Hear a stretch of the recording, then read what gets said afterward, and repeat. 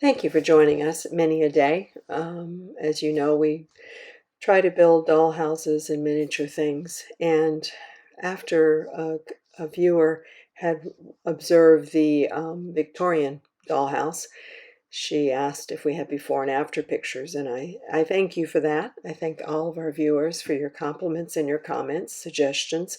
As you can see, this house needed a lot of love. It had looked like it had been dropped.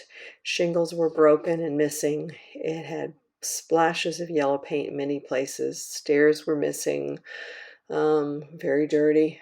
Walls were not connected together very well, open holes for windows. And it was a challenge, I have to say. So you can see here the bottom floor and a little bit of the upstairs.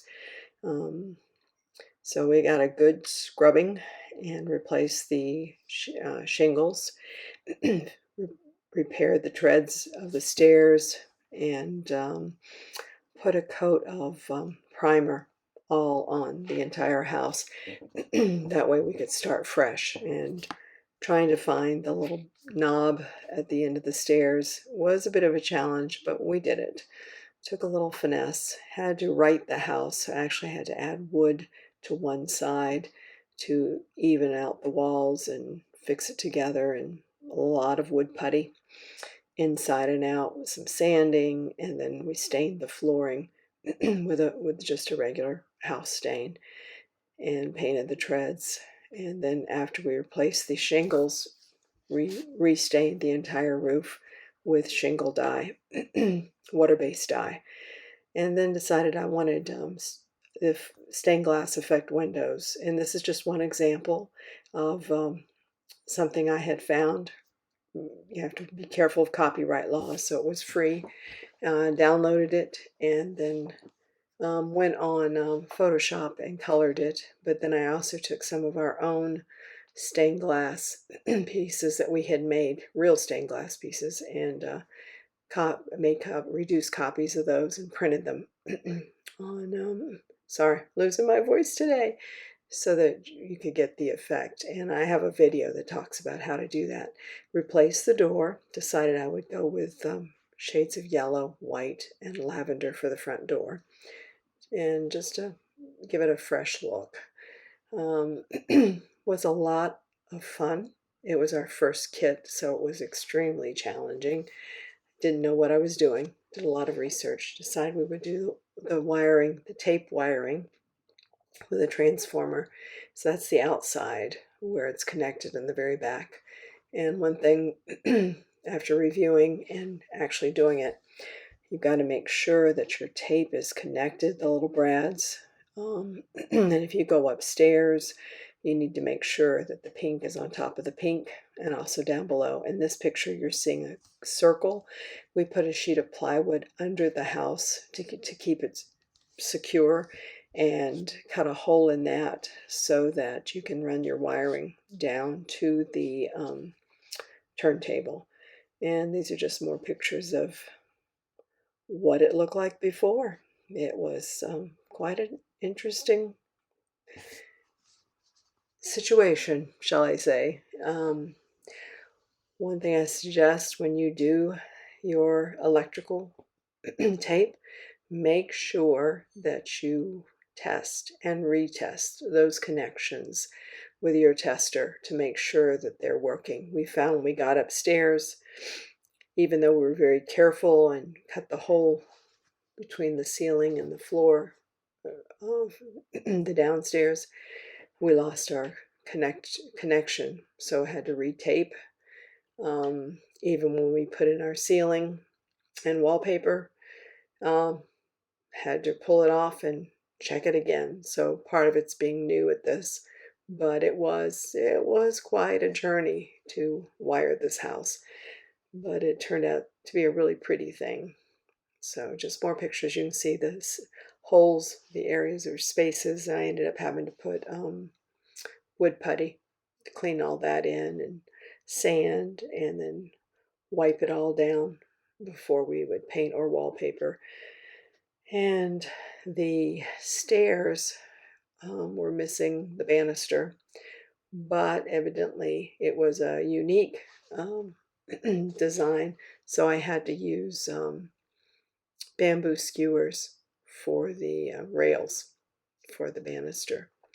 And dormers are a challenge. You've got walls that aren't totally straight, and I of course chose wallpaper that would make it pretty obvious. So I had to do some creative work there to make it work. It was a great opportunity to teach our grandchildren about design and triangles and everything else when we're doing our wallpaper, so they enjoyed it. Here's some views of when it's finished, and I wanted to show you lighting is important. You'll see that some of our pictures are a little darker than others, and that's because I learned about how to place the lighting. Here's a picture of the roses.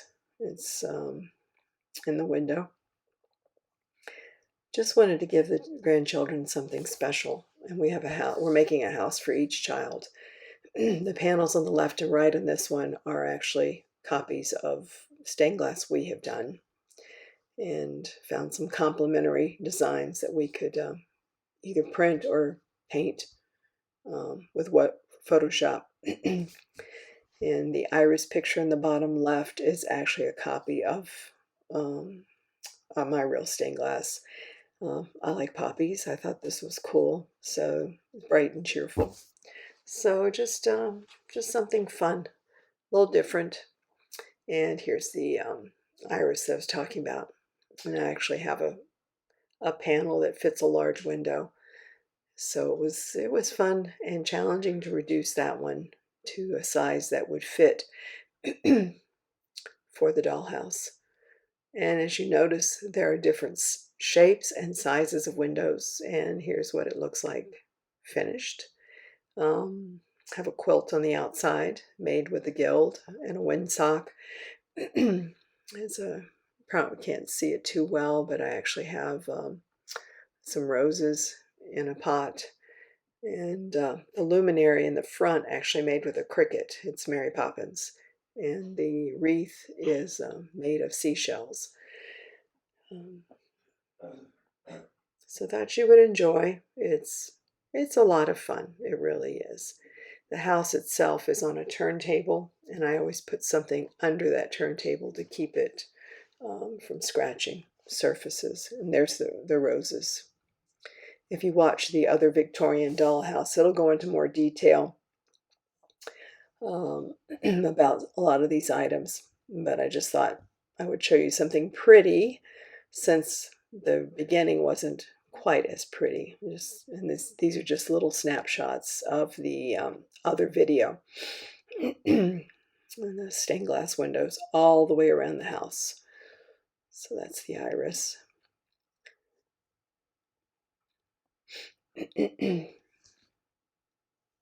Hope you enjoy our videos. Trying to do things with houses that we've collected that need TLC, as well as kits we're purchasing, as well as room boxes. And we have a beachside bungalow with real good toys that they've been gracious enough to even recommend our site, which is really kind. This is turning the dollhouse. Sorry, it's a little jumpy, but it shows you how nice it is with the turntable. Another one of the faux stained glass windows. And here's the inside, fully furnished. A little too much stuff in it, but that's okay. And then these are baskets I've made out of embroidery floss. And you got the kitchen complete. Actually, I do have a refrigerator in there now that you'll see in a few minutes.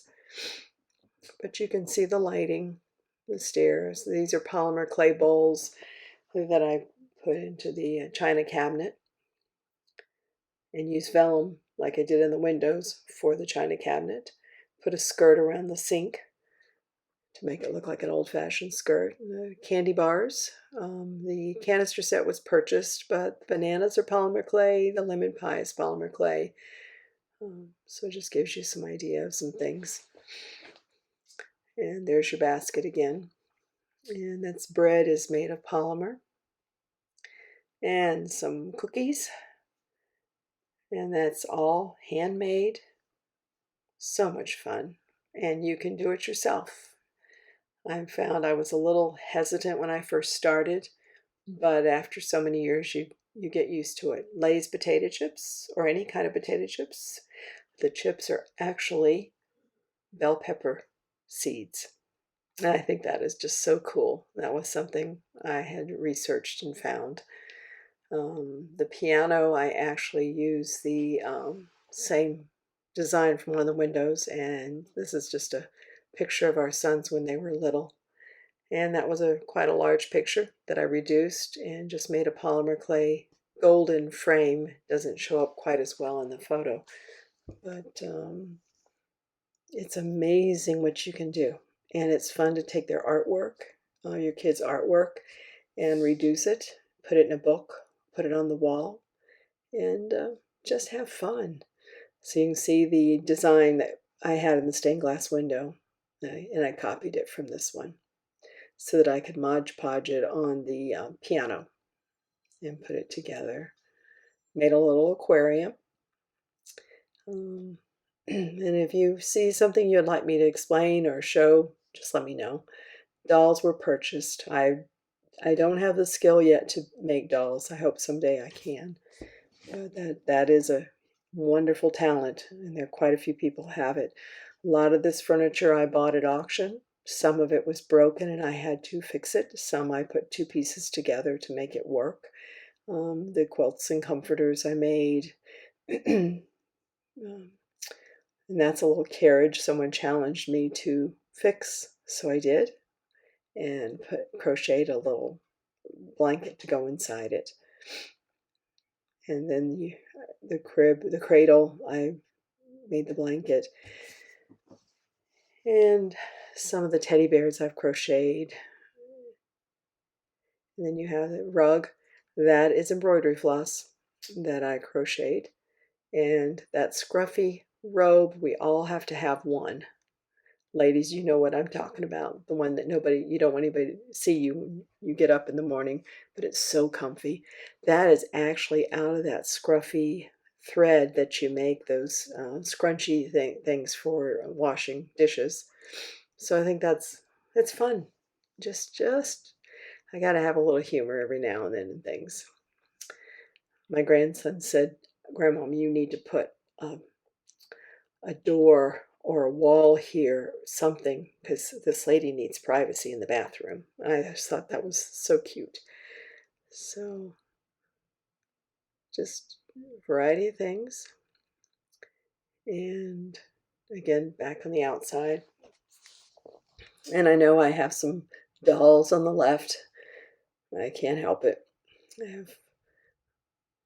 My room has lots of things. Initially, this dollhouse was in the living room. It has now moved to its own special room to go along with the other dollhouses until I build so many that I have to move them out, move them out to another room. I think our house is going to turn into a house of dollhouses at some point. Just wanted to take time with this video and really show you some things instead of just rushing through. And hope you enjoy it. And just wanted you to feel welcomed. Love the dragonflies. And here's the actual picture. Give you a sense of coming in the door, welcoming you in, and hope you can enjoy, and hope you'll come back and visit some of our other videos. And like I said, if you have suggestions or compliments, we're always